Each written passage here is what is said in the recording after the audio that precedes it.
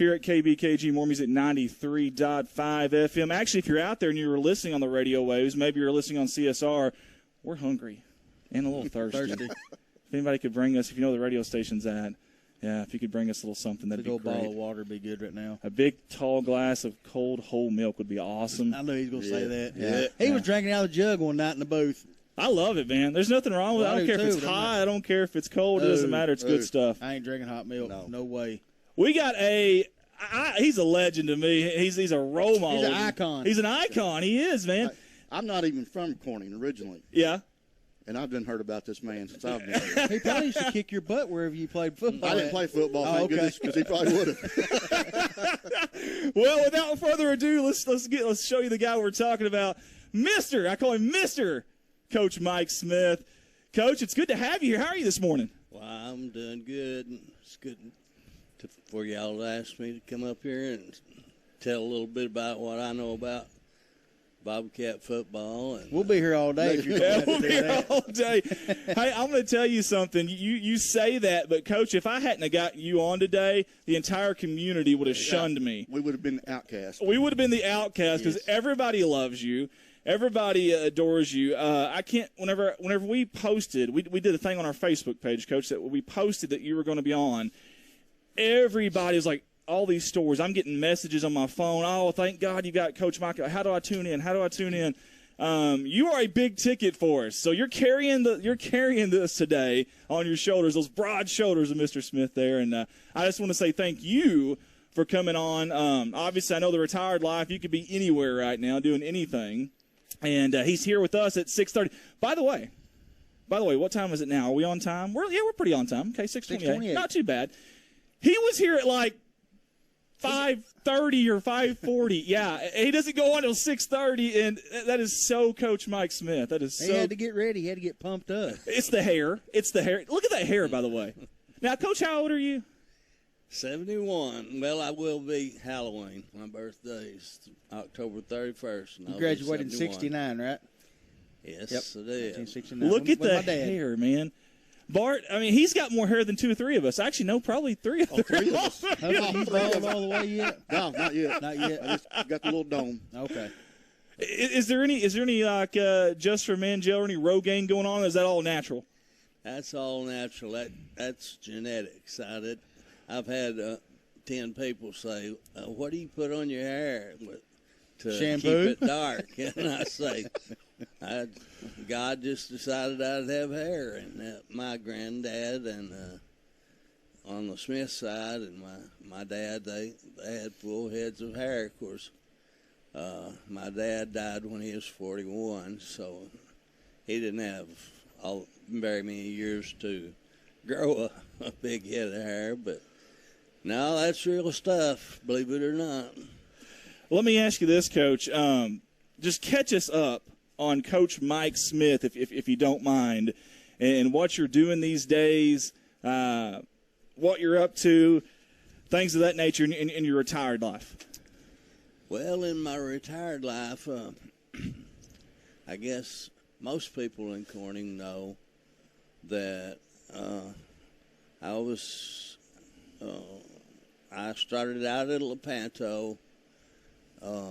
I coached 1 year in junior high at Lepanto, and then the next year I took over the senior high and was senior high coach there at Lepanto. Then, for some reason, I decided I would want to go to a bigger school, so I went to Greene County Tech and stayed 5 years there.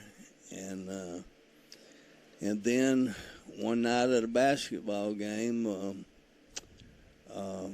Don Campbell, Corning was playing Greene County Tech in basketball. We, as you probably can figure out, we were real interested in it. And I said, man, I'm about to get tired of getting my brains beat out by Newport. And he said, I said, I'm thinking about quitting this stuff. And Don said, why don't you come to Corning and help me? And, that had really never occurred to me. People thought that the whole time that I was away from here, the 11 years, that my goal would be to return to my hometown, but I never considered it really because I tell you what, the coaches that we had before me, my coach, Paul Stovall, and then Dutch Snow, and Don Campbell, who would want to follow those three? You hadn't got any place to go but down. They put it at a high level for sure.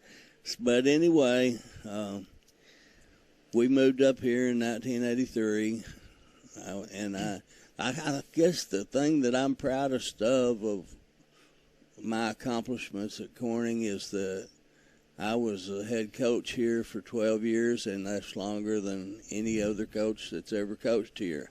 You'd think with the winning tradition and all of that there'd been a lot of coaches that spent a lot of time here, but actually my dad played for the Bobcats in 1949. Now this is kind of veering off from your no, that's okay. Your question. No, that's okay. Undefeated team, correct? I'll get around to it. And my dad played in 48 and 49, and in 1948 they had football before then, but I think it was just kind of an intramural thing. And they'd play some of the schools that were close around here, not much of a program. But in 1948, a man called Stormy Lynch moved to Corning, and they went undefeated that year. And I think it was either 48 or 49. I can't remember. My dad graduated in 49, so I guess it was 48 that they went undefeated. There was only one tricky little thing about that, and that is that the Activity Association made them forfeit all 12 games because the war had just ended, and some of those guys, and one of them was one of my great uncles, had been fighting over in the Philippines. Now, do you think that football was a challenge to him?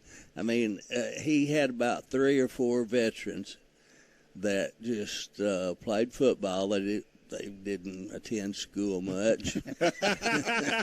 Hey, we got some schools like that pretty close. But that's awesome. They and then of course for about a period in the 50s, Corning was just real average in football, and then a man named Paul Stovall came up here, and all hell broke loose. I'm telling you. You know, I wasn't the first on his first team, and I'm sure glad because it was tough. His first year, he was tougher than he was the last 6. He spent 7 years here, and we won Corning's first district championship. Yeah. In 1968, we played in a muddy the field out there at the school. That was the first year that we played on that field. Up until that time, we played out at Huddle Plaza. That was the football field called Sprague Field. But we beat Piggott. Piggott was like number 1 or 2 in the state, and we were like 3 or 4. But we just whipped the fire out of them. We beat them 33-6, and it was the coldest. It was real cold and muddy and sloppy, but you know. That may have worked to our advantage because they had a good team. Is that the game that started the rivalry, Coach Smith, you think? That's the one that started it, maybe.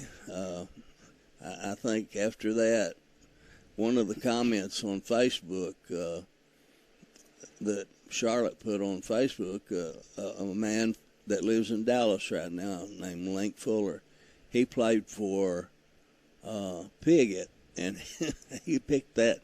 For some reason, I guess he's on Charlotte's friend list or what, but he saw that post and he said something nice about me and said, you know, There was only one day that he didn't like me, and that was the day we beat the snot out of him out here on this. Hey, well, that mud. goes to show he don't hold a grudge. Just that one night. But That's pretty awesome, though, that they were y'all were both that ranked that high in state for the rivalry game. Obviously, we haven't had that in a while where both teams are that highly ranked. So I bet the excitement there at Sprague Field, I believe you called it, was a pretty big deal there. well, at Sprague, believe it or not, the visitors' bleachers and that little set of bleachers that is north of our big press box bleachers, believe it or not, those bleachers were moved from Sprague Field. Can you imagine? Really? Those bleachers were moved. Red Smith had some kind of contraption, and I don't know how he kept from tearing down all the power lines, but It's probably riding a lawnmower with a trailer in the back.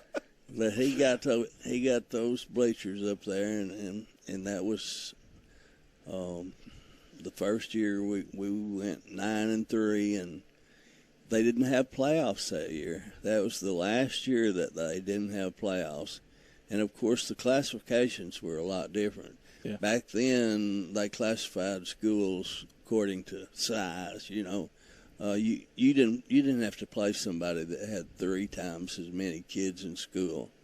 Now, of course, we play Rivercrest, Newport, and all those schools, and they got, we may graduate 30 or 40, and they may graduate 130 or 40. Yeah. And so, but back then, we played Piggott and Walnut Ridge and Rector and Osceola and some other schools that were fairly close. Was Walnut Ridge a pretty big rivalry back then, too? Oh, boy. I've always heard that. Walnut Ridge had some really fine athletes and still do. Sure. I don't know. I know a lot of it is genetics.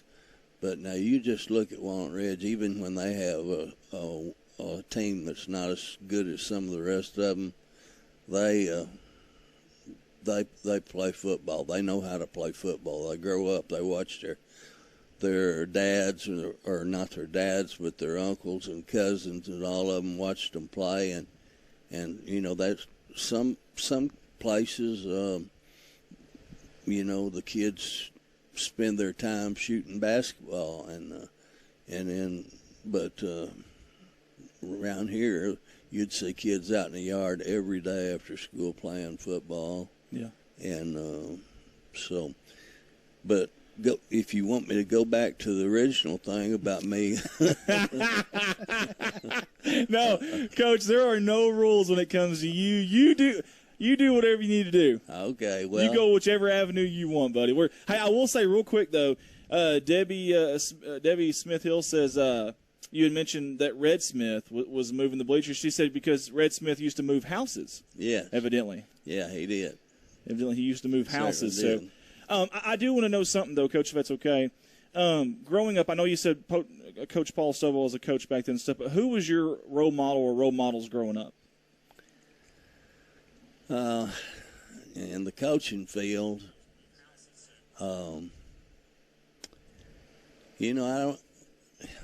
you could barely see our TV. We got one channel, Channel 8, so I didn't follow football that much when I was a little kid. But when my mother's brother, Truman Moore, I guess he's probably the best football player that has come out of Corning. He made honorable mention All-American at Arkansas State.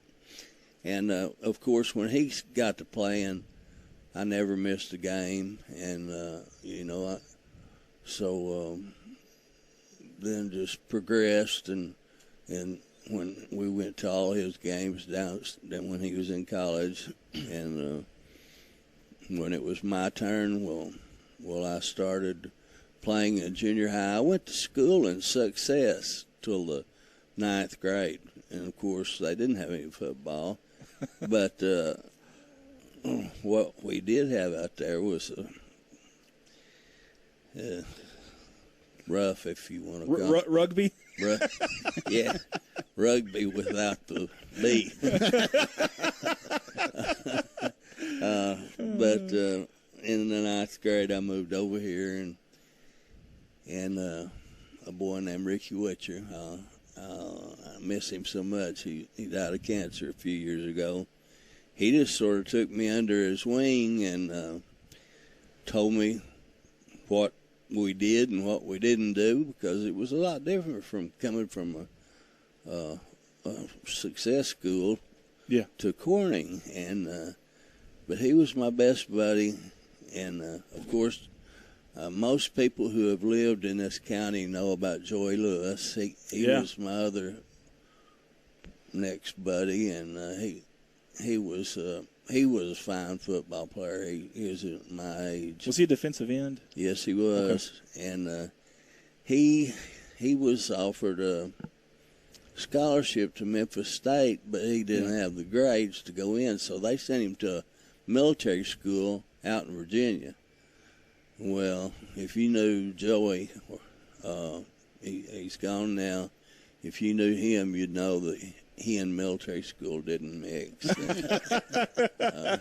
So he came home after 1 year and then messed around, farmed, and did some other things. But he's gone now. But wasn't Joey like maybe an honorable mention for All-American as a high school player too? Was that correct? Yep. It's the only one that I know that Corning's ever had.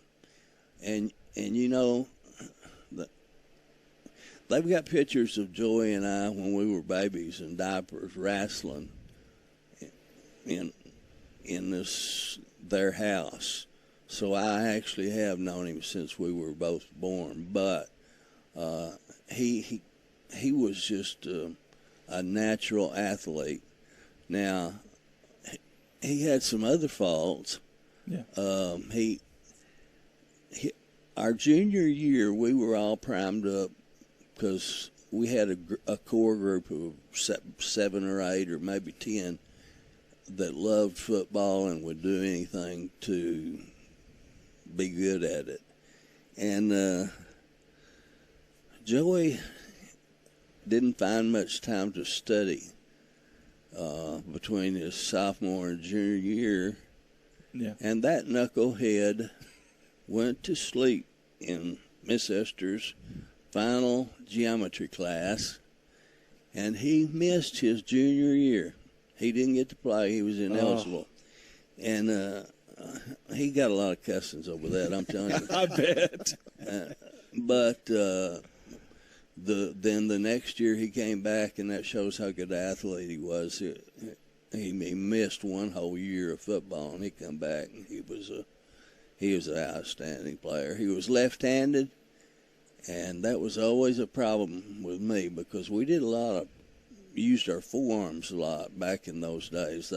They've sort of outlawed bringing your elbow above your waist now, but back then that was one of the drills we did. And he was left-handed, and more times than not, I'd end up getting behind that sucker, and he would hit me upside the left, with the left hand. I kept expecting the right hand, and he's knocked my mouthpiece out a bunch of times. That was alcohol.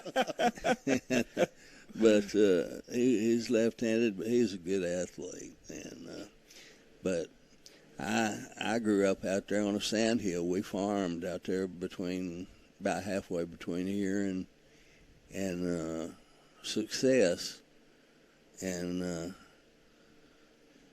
just grew up. I worked. We didn't have much. I'm telling you, we were pretty. I don't want to sound like we were destitute, but we didn't have much, and working was just part of it. When I was 10 years old, I begged my dad to let me drive a tractor and plow because I hated chopping cotton so bad. And he did, and from the time I was 10 years old until I was well out of college, I farmed and drove a tractor. And then, of course, when my dad died, my brother Mark and I it was in May. We had to finish the crop. I mean, we already had a crop loan and had our cotton planted, and so we had to finish that. And it took us 2 more years after that. As soon as I'd get through coaching at Lepanto, as soon as the school was out, I'd come back up here, and Mark and I would plant our crop, and then I'd go back when it was football season, and Truman and Grandpa Moore would harvest it for us. But it was, today, if I don't get something accomplished, I can't. I'm restless at night, and Andy will tell you that I sold him a tractor. Yeah, I appreciate that too, Coach. My wife does too. It's a good one, and but that my kids and wife say that I'm too dang old to be out there messing around. You don't believe that though, do you? Some days I do. Do you tell them you ain't too old till you say you're too old to do it? Listen, I don't sass my wife all that much. Yeah. If Miss Charlotte gives you that look, you just say yes, ma'am, and you go on. She taught grade school here for 48 years. So, but she, but how did you two meet? Did she catch you dancing somewhere, or tell us that story? You sure you want to know that? Not all the details, Coach. Not all the details. You saw him wrestling in those diapers. That's what it was. I want to tell you this, and this is God's truth. I'll put my hand on the Bible anytime you want me to and tell you this. She was 12 years old. I'm 2 years older than she is. Yeah. And we both, our family swam a lot out at Current River. And, of course, I'd seen Charlotte. Her name was Charlotte Kegley. And when she was 12 years old, I said, I'm going to marry you someday. And she said, you must be out of your mind. You've got a girlfriend. You got a steady girlfriend. And I did. But she wasn't, Charlotte wasn't old enough to date. So, I dated this other girl for a couple years, and when Charlotte's mother decided she was old enough to date, we started dating. And believe it or not, I went to UCA the first semester of my college, and Charlotte was just, the 11th grade, so she was still here at the high school, and how we survived that, I don't know, because there's a lot of girls at UCA. And you can ask my brother. I've always had a girlfriend for some reason. I don't know. I guess I get bored, but one of the things that I sort of regret is my brother Mark. He's going to be on here in a minute. Yeah. He and I coached together for, I guess, right at 30 years. And that's really unusual. We would go to school and do whatever we had to do during the day. Mark taught history, and I was a high school counselor in the morning, and then I went to the field house. But Mark taught for me when I was at Lepanto, and then he graduated, and he was the head junior high coach at Paragould one year, and I was at Tech.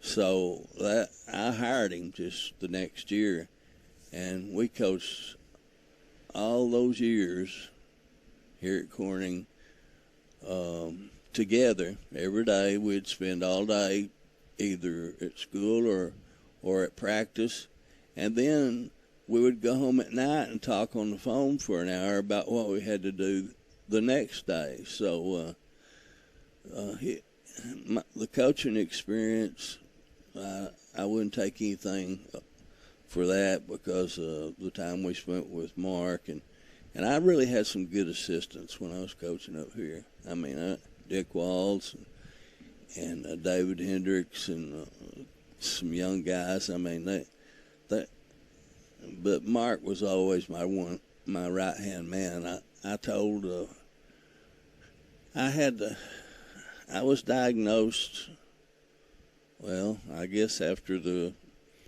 time that I spent there, whatever it was, I coached, I was head coach 12 years, and at the end of that, I was diagnosed with clinical depression. The first thing I'd do in the morning was throw up, and then we'd pull up at school, and my daughter Christy would ride with me. She wasn't old enough to drive, and when I'd open the door at school, I'd throw up. And obviously, you know, I knew something was wrong, but I had no idea what it was. But they diagnosed me with that and said, you know, if you don't get out of this business, you're going to die.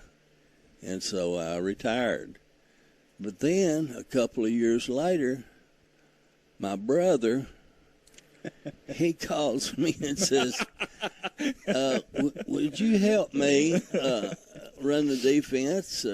I want to win some games 7-0 and 12-6 and stuff, because we always played defense first, and so anyway, he called me, and so I helped him for 3 or 4 years, and Mark had the last undefeated team that Corning has ever had, and but you know, my life is, God's been good to me.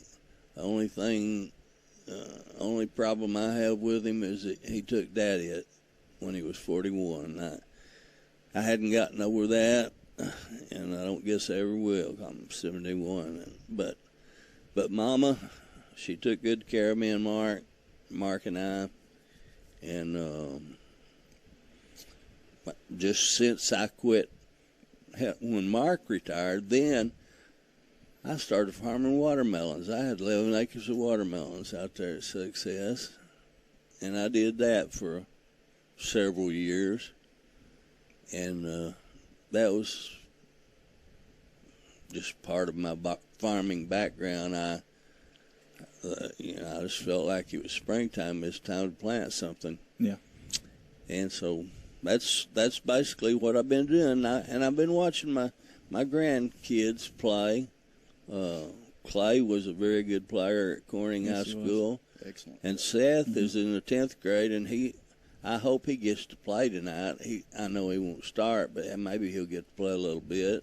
He's not quite as advanced as his older brother, but he'll get there. Anyway. Yeah. I just want to say something real quick. I think y'all's mom did an excellent job raising you guys, because I can't think of two more well-respected men in our community, and I really mean that. And you guys have done it the right way, both humble. You know, I didn't even know you guys played ball back in the day. Coach Campbell was telling me these stories about how good a ball players y'all never even told us that. Like, I had no idea. And so your mom did an awesome job there. Yeah, she did. Raising you guys, and you guys have done an awesome job since then, obviously. I've got to ask you something, because I was talking to somebody, I won't name the name, but they told me a story, and I want to know if it's true. This is regarding Coach Walls. Evidently, this is how I heard the story. Coach Dick Walls was about very close, very, very, very close to taking a job at that place out east, Piggott. It's that way. Yeah, Piggott. Yeah. Ugh. About threw up my mouth there. But anyways, he was about to take a job at Piggott. And I heard, you guys are supposed to be supportive here, and I heard that if it weren't for you, Coach Walls would have been at Piggott. Is that true? That's true. That'd have been the biggest mistake of his life. Oh, he had a job at Piggott. He had been counseling over there. He had a psychology degree or something, but he was teaching over there, and we were both going to summer school, and we rode together with a couple of other people, and I really didn't know Dick he was six years older than me when we were in high school, and but anyway, we rode back and forth, and we talked about football. And he played at Corning when Truman played, and anyway, he was teaching at Piggott. Well, when Mr. Kimbrell hired me, he said, "You got to hire you some help." I said, "I know that," and so we started looking for some prospective junior high coaches. Because Mark was going on, I knew Mark was my right hand man. He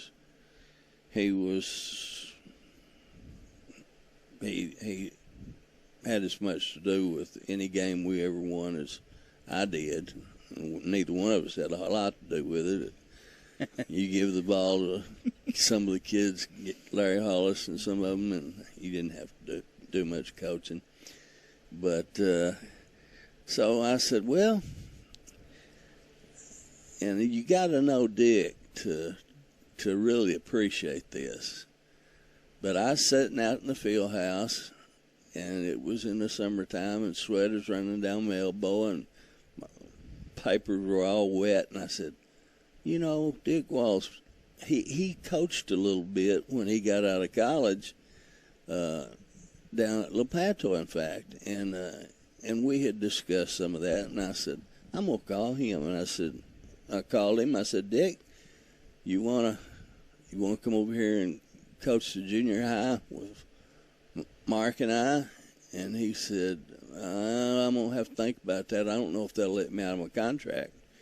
And anyway, next day he called and he said, was you serious about that? And I said, yes, I was serious. I'd already talked to Mr. Kimbrell and told him I was going to ask him. And Mr. Kimbrell said, just one little thing. We're going to need him to coach junior high girls basketball, too. Well, when I called him and told him that, you know how he talks, all three of you know how he talks. He called me some names that hadn't been invented yet and said he wasn't going to coach any girls basketball. But so I got him out of it somehow. I don't know how I managed, but salesman. And so yeah, that's how. That's awesome. That's how it all happened for me, and God's been good to me, and gave me a chance in life, and we're both Charlotte and I are both drawing teacher retirement now, so y'all have earned it. Well, definitely earned it. That's about the only good thing you can say about the teaching profession is they have a pretty good retirement system. They better have. My goodness, what you guys have to go through. Oh, Lord. I've got a question for you, Coach. Okay. You're just a little bit here listening to you. Very family-oriented family the Smiths are. I mean, that shows even to your kids and your grandkids today. But when you talk about your brother a lot, who was a better football player? Ooh. Mark was the best football player. Mark's shaking his head no. Mark's actually here right now. No, he's here, and if you could see, he's got a scar there from about his ankle to his hip.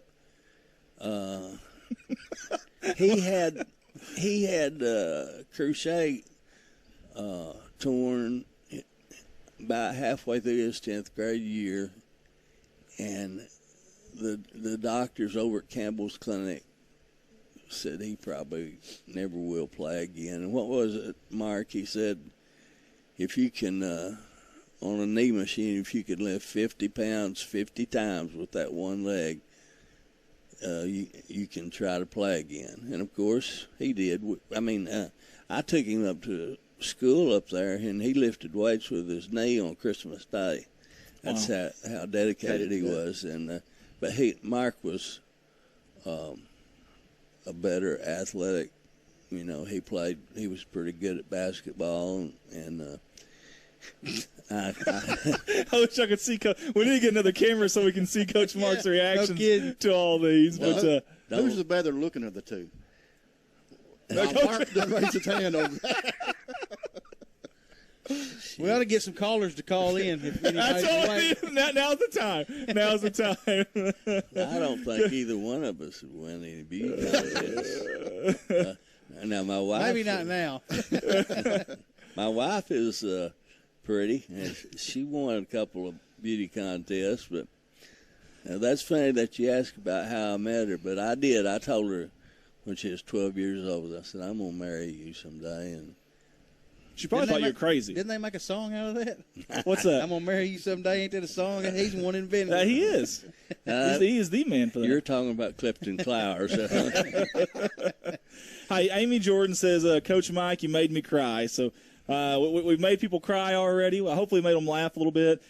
Something I want to know, Coach Mike, because you've been around this program, this Corning Bobcat football program for a while. I want to know your most, exciting or memorable, or maybe a couple of moments in Bobcat football history that was the most exciting or memorable for you. Well, of course, winning Corning's first conference championship on Thanksgiving in 1968. That sort of we were already, my friends, this core group of friends. We all started in the 10th grade, but we played. That Stovall would schedule anybody. We played.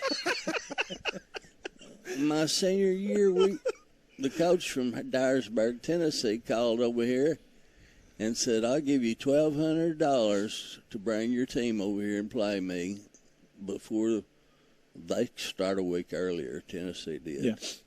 And he took us, rode a ferry across Mississippi, and took us to Dyersburg.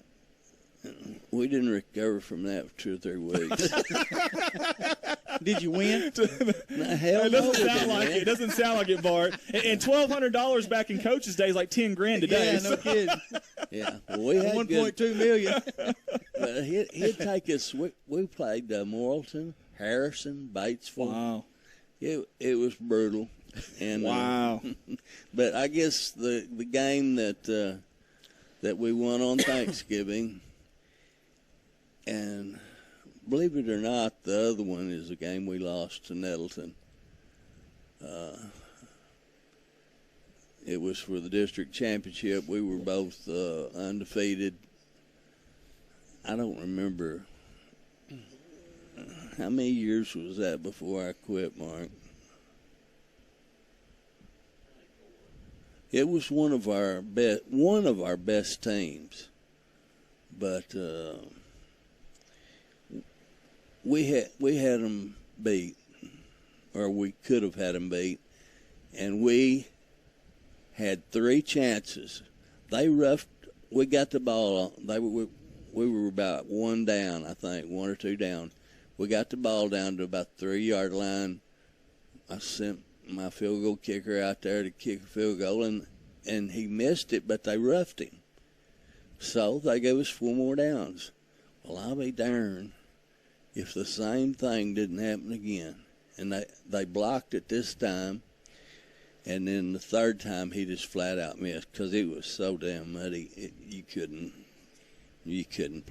I don't know. I should have tried to throw the ball or something else, but I didn't. But that 1 win and that 1 loss, I can just think of that Nettleton game and them beating us and them running out on the field all crazy after 3 overtimes. And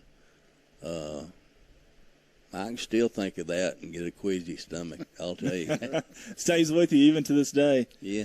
Hey, this was really intriguing. I have a lot of people, like back when I played against other teams, and I graduated in 06, and they would say, "Why don't you guys chalk or paint your lines? Is that diesel out there?"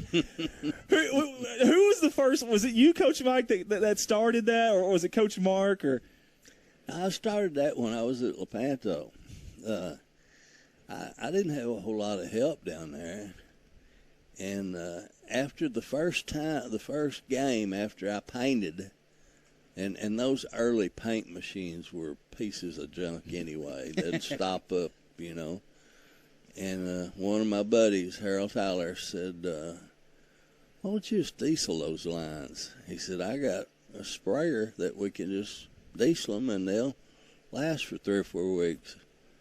And so we dieseled the lines. We'd stretch strings, and I guarantee you nobody had a prettier feel than Corning did.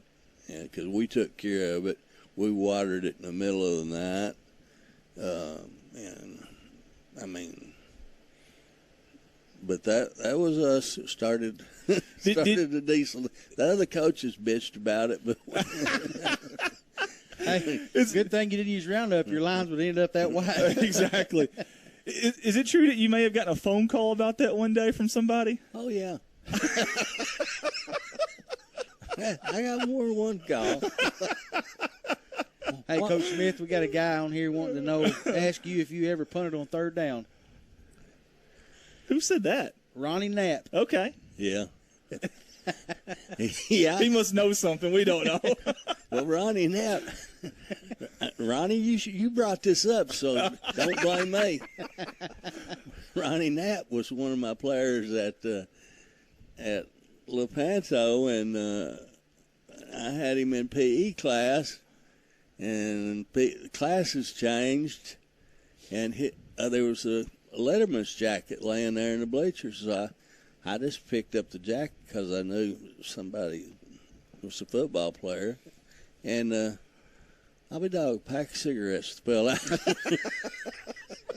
So Ronnie, there you go, buddy. Canadian Slims. I've punted on 3rd downs before, for sometimes maybe on purpose and sometimes not on purpose. They didn't have yard markers back then, okay? Leave them alone, all right? Yeah. Goodness. Hey, wait a second. Was it 3rd down? Yeah. Oops. Well, I had a lot of help because one time out here at Corning, we were beating somebody. We wasn't just whipping the fire out of them. We were beating them. We were a couple of touchdowns ahead. We got down about the 10-yard line, and I called a pass play. Well, we both of y'all know that, we might throw 5 passes a game if we were lucky. But we got down about the 10-yard line, and we had been stuffing it down their throat, running it every play. And I felt something on my left elbow, and at first I thought it was a player. And anyway, I turned around and looked, and it was my brother, and he whispered in my ear, "If you throw the ball down here inside the 20 again, I'm going to break your arm." So there was some. Hey, he was playing strategic football. That's right. Analytics was a big thing back then, Yeah. Hey, real quick, Ronnie Knapp says, "Thanks, Coach. I'm 61, and now my mom finally knows I'm smoking. I smoke." Way to go, Coach. Hey, those Lepanto kids they loved ball. They loved football, and they would play their guts out. And I was young. That was my first job. Yeah. And there probably wouldn't be many kids play for me now. That may be true in today's society, but hey, I want to know something. I've been really working hard on documenting the history of Corning Bobcat football, and just like little things like our fields that we've played at. So we've had Bobcat Stadium here since '68. Did you say, or '69? We played our first year, fall of 1968. Okay. And then before that, it was Sprague Field, which was in the Huddle Plaza, correct? Correct. Do you remember a Hobson Field before that? And do you remember where it was located? I've heard people talk about it, but I actually don't know where it was. Something makes me want to think it was out toward Wynn Park, but I'm not sure about that. I heard that's exactly what I heard, too. And that the person who told me wasn't sure either. I've been trying to document that. Can't find anything. Maybe somebody will chime in and let us know. Hey, that'd be great if anybody knows. Yeah, that's listening and watching. That'd be awesome. We're going to ask every person kind of a goofy question, and we're going to ask you one too. Who was your celebrity crush growing up? Did you have one? Miss Charlotte, you can turn the TV off now. No, I'm kidding. I hope it ain't somebody that he was wanting to be his mom. Like Mr. Hankton. I didn't have a celebrity crush, but I had a crush, all right, and I'm not even going to mention her name. Oh, go. Smart Do man. we know her? Smart man. Yeah, Do we know her? Okay. You probably don't, but she was my first girlfriend, and we dated until Charlotte was old enough to date. Hey, another question. Did you just dump her right then? Yeah, how'd you dump her? Hey, I'm done. Charlotte's old enough to date. He I'm gave done. his friend a letter, and Did you give her 2-week notice? That's about the way it happened when she got old enough to date. Well, I parted ways with my old girlfriend. That was rather contentious there for a while. Was she devastated? I don't know. She seemed happy whenever it happened. No, I'm kidding. With death threats. Oh man! Would that mean she was packed off? How long did those go on? Hey, good thing he didn't have no rabbits. Oh man! I've heard she lives in Jonesboro, so I don't go down there. You don't go down there too often. Just in case. Oh man, that's funny. That's awesome stuff. Well, Coach Mike, I just want to say thank you. Like I said, when we first decided that this is what we were going to do, and I threw those names out there, had a lot of people that spoke very, very highly of you. For me personally, you were one of my role models growing up, and to this day, my son's 11 now, and I remember things that you taught me, like the D-backs turning, the little feelers there, the little things like that I'm now teaching him, and I feel like you, Coach Mike, lives on in all of us, and I just want to say thank you for not only just all your hard work, but how you've went about it. You've went about it the right way. And I think I speak for everyone in this city limit that when we say we love you, we really, really do. Well, Absolutely. I appreciate it. The 73 or 2 games that I was, my teams, not me, but my teams were credited with were because of some kids like you, Andy, and not real talented. I mean, we never had a Division He's right. I. I knew it, Andy. He's right. Tells the truth. I've been saying it all along. But I tell you, that boy, Mark will tell you, Andy was a good player. Yeah, he was. He sure was a was. good player. But we had a lot of them that weren't real talented. Those son of a guns, you couldn't work them too hard, and they played their guts out, and we won many games not because we had a better team, but because we had some boys here for a stretch of 10 or 12 years, and then had a little pause, and then Mark had another run of them. Yeah, he had some good teams. They just played football. They loved football, and they would they just do whatever you wanted them to do, and it wasn't any problem at all. And believe it or not, I can only remember one confrontation I had with a parent in 12 years. And a lot of coaches say, man, those parents just give me hell. And but they didn't hear. I don't know if it was because they all knew me growing up or what. Now, I'm sure every time we lost, I'm sure that they said that. It was always You got talked about then. Dumb SOB. But anyway. Coach Smith used to talk about Andy being a good athlete a couple years ago when we was playing over at Yellville. We was doing the the broadcast, and Andy said, "I wonder why the field sloped up like that on that end." I said, "Well, I heard that they did that field when they heard you were coming to town. You were so fast, that give you a way to slow down where you wasn't run through the field." I want to tell you some guys like this right here. I was fortunate. You talked about the coaches that you had with you. Think about, for me, how lucky of a guy I was. So my 7th grade coach was Coach Chad Jordan. I don't know. I think y'all probably know Chad. Yeah. I had Coach Chad Jordan. I move up to junior high, I have Coach Dick Walls. I move up to senior high, I have these guys right here who are just – they're like father figures for you. I mean, they really are. I had Coach Dave Hendricks. I was one of the lucky men that got to go through those guys. I don't know how I could have had better coaches than that. I really don't. I mean, they all gelled together. You guys made it fun for me. and you taught us how to do it the right way. You know, if Andy Earls was over spiking a football in the end zone or doing a dance, I promise you I wouldn't have been doing it anymore. He would have drugged you off the field by face mask. I guarantee you he would have. Hey, speaking of that, I knew better. Speaking of that, how'd you find a helmet to fit his forehead? That's what I was going to. We went over to the attic over in old gym. Coach, one last question here as Coach Walls comes in. We got the trifecta, the three amigos right now. He just got up. I can tell, and he's in his pajamas. No, I'm kidding. He just took his CPAP machine off. I'm kidding. Coach, today, if you had to, if Corning just something bad happened, they said, Coach, can you help us out? Can you help us, Coach? Could you still do it today? I probably could right now because I'm in better shape than I have been in the last 10 or 12 years. I've had both my knees replaced, one hip replaced, 2 cataracts taken off both eyes, and just a week or two ago I had 3 teeth pulled. And so bionic man. He's a brand new man. Yeah, he's a brand new man. I can get around. Well, I was using a walker for a while, but I can get around better now. But now I'm telling you, it would have to be a dire situation. Hey, we get you one of them motorized scooters. Or even diesel lines and make it feel like old times. I'm gonna blame that on those guys.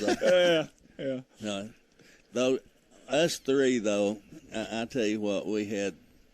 I can't tell you how much fun we had coaching, and Dick. When we'd get Dick's players, we didn't have to worry about them being tough. The suckers would be saying, "Oh Lord, it'll be easy to get in the off season in senior high compared to what." if you have any players left by that time. No, I'm kidding. His off season, yeah, that's it speaks for itself for sure. Coach Mike, from everybody, I want to say thank you. God bless you. We love you. Hope to maybe see you at some home games too. And hey, let's get his predictions for tonight. Oh yeah. Who do you got tonight? Corning, Portageville. How do you feel? Well, I hadn't seen either one of us play, but we used to play Portageville when I was coaching, and they all have some Africans, and I'm not speaking of them derogatory, but they always have some black kids that can run fast, and that's not Corning's strong point, but I hope that it'll be a close game. I hope we get in the fourth quarter. If we get in the fourth quarter, I think we'll win. If we're within reach. I've seen your stats. They got a lot of returning starters both ways. Yeah, they got a heck of a team. 20 so 22. I don't know if Corning can manage to beat them, it'll be close. Yeah. And let's just hope that it's not the other way around. Yeah. Guys, that's Coach Mike Smith. We appreciate him jumping on board with us here on our first ever Good Morning Corning. Guys, we're going to go to a commercial break, and on the other side of that break, we've got Mr. Coach Mark Smith that's going to join us and jump on the headsets. Guys, you're listening to KBKG, more music, 93.5.